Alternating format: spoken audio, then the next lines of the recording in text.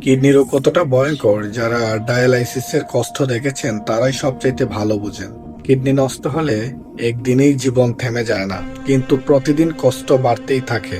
Dialysis শুধু শারীরিক দুর্বলতা নয়, এগুলো একজন মানুষের পুরো জীবন বদলে দেয়। চিকিৎসাবিদরা বলেন কিডনি ভালো রাখতে হলে পরিষ্কার পরিচ্ছন্নতা, সঠিক অভ্যাস আর নিয়ম মানা খুব জরুরি। ইসলামেরও পরিষ্কার পরিচ্ছন্নতার ব্যাপারে বিশেষ গুরুত্ব দেয়া হয়েছে। নবী করিম সাল্লাল্লাহু আলাইহি সাল্লাম বলেছেন, বসে প্রস্রাব করার জন্য।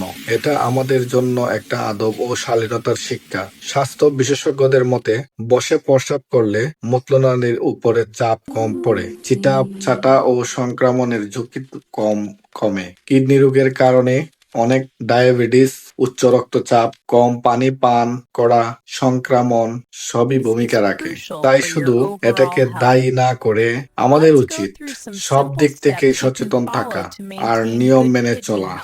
আল্লাহ যা আমাদের আদেশ করেছেন তা আমাদের জন্যই কল্যাণকর। চলুন আমরা সুন্নাহ মানি এবং স্বাস্থ্যবিধি মেনে চলি আর কিডনির মতো মূল্যবান অঙ্গকে রক্ষা করি। এই কথাগুলো উপকারী হলে ভিডিওটি শেয়ার করুন।